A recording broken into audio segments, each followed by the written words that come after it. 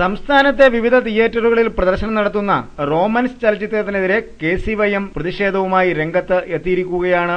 KCYM Pala രൂപതാ കമ്മിറ്റിയാണ് പ്രതിഷേധവുമായി രംഗത്തിറങ്ങിയിരിക്കുന്നത്.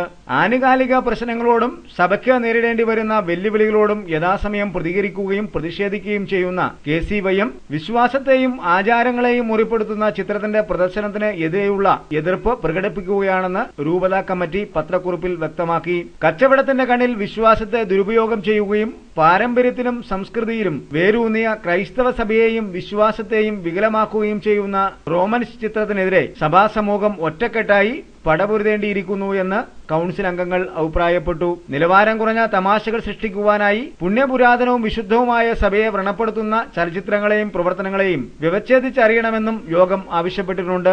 ഇത്തരം പ്രവണതകൾ ആവർത്തിക്കുന്ന പക്ഷം തിയേറ്ററുകൾ ഉപരോധിക്കുമെന്ന് സമരസമിതി മുന്നോട്ട് ശക്തമായ പ്രവർത്തനങ്ങളുമായും പോകുമെന്നും KCYM രൂപതാ പ്രസിഡന്റ് ഷിജോ ചെന്നേലിൽ വ്യക്തമാക്കി.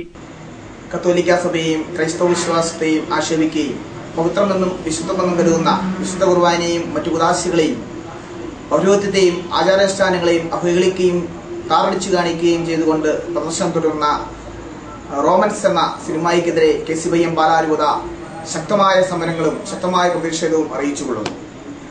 ഇതിന്റെ ഭാഗമായിട്ട് KCYM പാലാ രൂപത ഈ ഒരു പ്രദർശനം തുടരുകയാണെങ്കിൽ തിയേറ്റർ ഉപരോധിക്കുകയും അതുപോലുള്ള സമരങ്ങളുമായിട്ട് KCYM പാലാ രൂപത മുന്നോട്ട് വരുമെന്നും ഈ അവസരത്തിൽ പ്രഖ്യാപിച്ചുകൊള്ളുന്നു.